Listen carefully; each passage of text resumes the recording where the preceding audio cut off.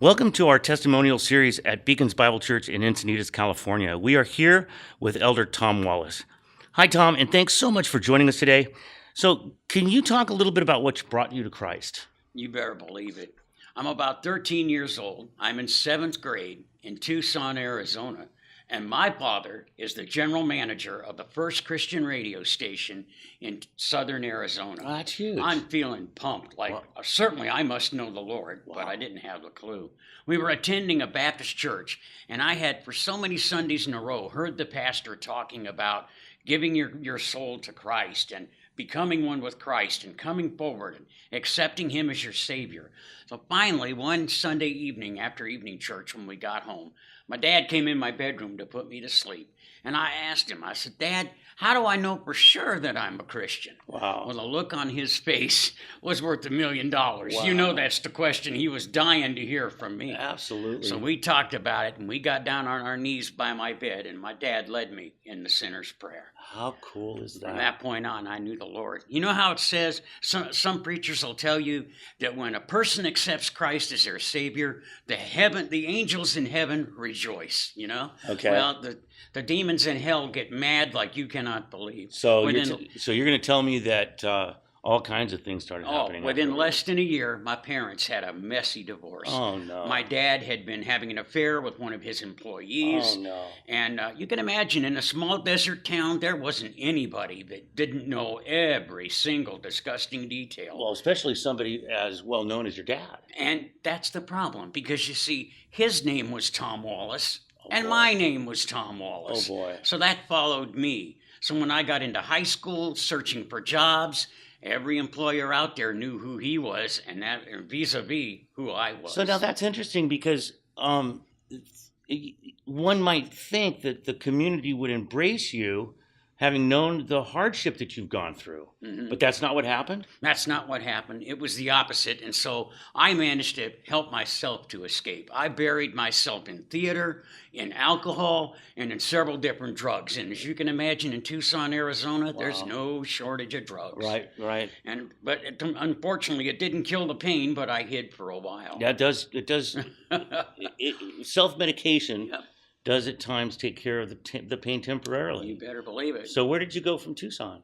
From Tucson, I ended up over here in San Diego to go to college. Okay, at so what college did you go? UCSD. Right there in La Jolla. Okay. And the first 3 years were uneventful, just being a drama major. That's about it. But my senior year, the big event was meeting a lady named Liz. Oh, boy. In my first quarter of my senior year, we both happened to take a makeup for theater class, a theater cosmetics. It was weird because I was a drama major, but she was a biology major. Okay. So I kind of saw her in class for a few weeks, got very interested, and I spent one weekend just building up all my nerve to ask her out on a date. And I go in on Monday morning, I'm pumped, I'm ready. I get ready to ask her out for a date, and there she is with her girlfriend, showing her girlfriend the engagement ring she got that weekend. So well, it was like it cut my heart out and danced on it. Did you know enough at that point about Liz to know whether she was a Christian or not? Didn't know a thing. Okay. It took a while. Okay. So come the next quarter, I teamed up with a guy, and we wrote my final project, which was a musical. Had it written, cast, ready to start rehearsal right after spring vacation. Gotcha. So unfortunately, the lady that was my stage manager called me during spring vacation and said, "Tom, got some bad news. One of the ladies that you cast in the lead, she's not coming back to school." Yeah. She said, "But don't worry. I know a girl right here in the apartments where I live. I'll bring her the first night of rehearsal. I know she'll work out fine." I said, "Okay." I was desperate. What else I'm going to do? Very cool. So she came. She tried out. It was Liz. So, of course, I gave her the part. So this bad news that you lost your leading lady turned out to be the best news. Best thing that ever happened to me. Wow. I gave her the part. We rehearsed the show for 6 weeks. On opening night, I proposed to her. Awesome. It was excellent. 2 weeks later, we graduated with our BAs. A month after that, she got her MRS. Wow. So now talk about the Christian relationship between the two of you. What God had done with Liz is He had taken me full circle. From being really religious in Tucson to getting into theater and drugs, and with Liz, back to religious. Her father was an elder in the Orthodox Presbyterian Church. Wow, there you go. And when we got married, we started going back there, and he wasn't like my dad. This was the father I wish I had. Awesome. He so impacted my walk with the Lord. Wow. And led me in such a loving, compassionate way that's what brought me back around, got me back into interested in serving the Lord and studying the Word. So I know I'm probably jumping way ahead here, but let me ask you, what brought you to Beacons Bible Church? By the time we moved up here to Encinitas 24 years ago, my wife had become incredibly ill. Her kidneys had failed, and she had several other complications. Right. And we were looking for a place that had the kind of fellowship we could depend on. I gotcha. And let me tell you, we've tried a lot of churches around here. No names mentioned. I won't go there. Gotcha. But this was the place that did it. Wow. We made friends so quickly. Yeah. People who actually cared. Right, you know? right. They weren't just putting on that Sunday morning fakey smile. Yeah. They really cared. That's true. And it was incredible how they reached out to us all during Liz's illness, including, of course, as you know, your mom and dad were sending meals over to us. They were showing us so much love. That's right. So now, unfortunately, Liz has passed away. That was how long ago? That was back in November 2016, year and a half. So it's still somewhat current. Very. Where's your heart?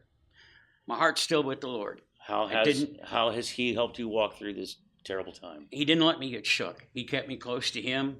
The church was very instrumental. After taking 5 years off to take care of Liz, they welcomed me back here with open arms. Well, because you had been an elder and you had been leading Bible studies and such, and then you had to break away in order to take care of Liz. That's right.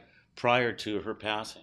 And I came back here and started right up where I left off. Yes, you did. Absolutely, you have. It was amazing. Absolutely, it was amazing. And today, I know that you have a heart for eschatology.